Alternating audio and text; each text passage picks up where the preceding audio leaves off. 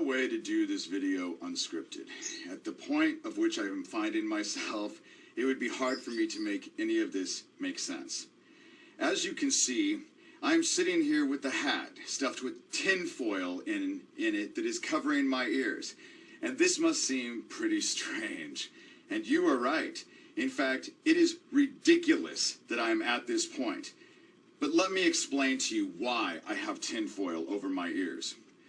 For the last couple of weeks, well, actually the last couple of months, I have had pains in my body that I can't explain.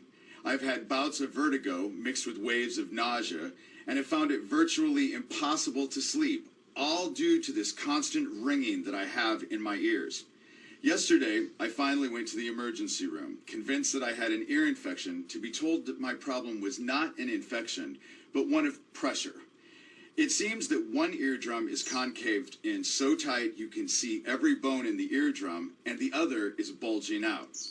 Now, the strange thing is, during the same time period, the animals that live in my home have all become sick. And judging from the sounds that they are making in their sleep, they are not having any more restful sleep than I am. This is all due, I believe, to this weird noise that sounds like one that is made by an old television when it's getting ready to go out. A high-pitched, irritating sound that never goes away. This morning, that noise was so loud in my head that I felt like my eardrums were going to pop.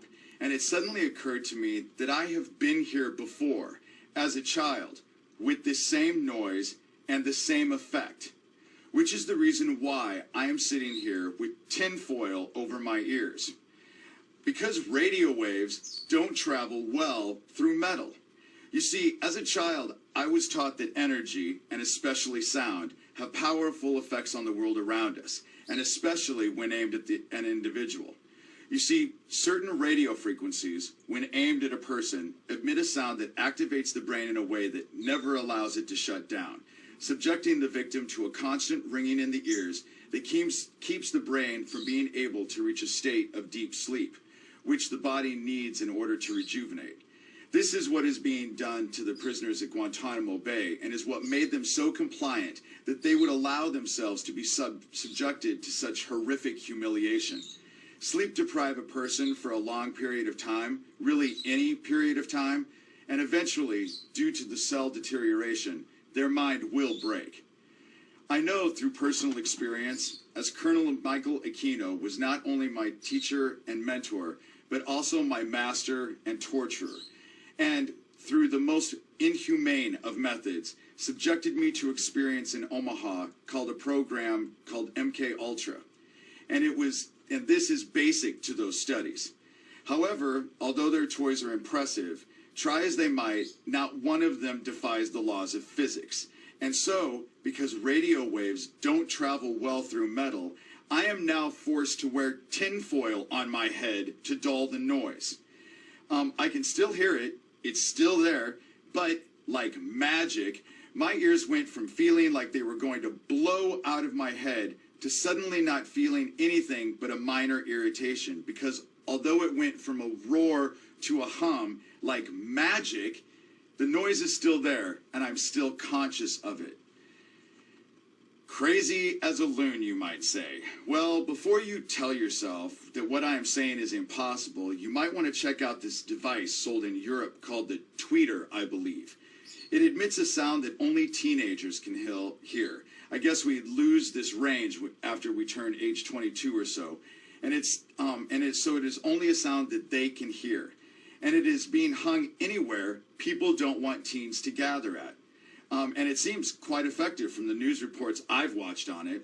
So if they can make a noise machine like that, what is stopping them from making other noise machines and driving anyone crazy through sleep deprivation who disagrees with the government, eventually, I would assume, causing death? That would be a good way of keeping a hold on anyone who might want to present a dissenting point of view on any topic that was contrary to the government and what the government wanted. My point of view, okay, my family is involved with the child abduction ring that involves many of the richest and most powerful people in our nation. And God only knows how much money it makes a year.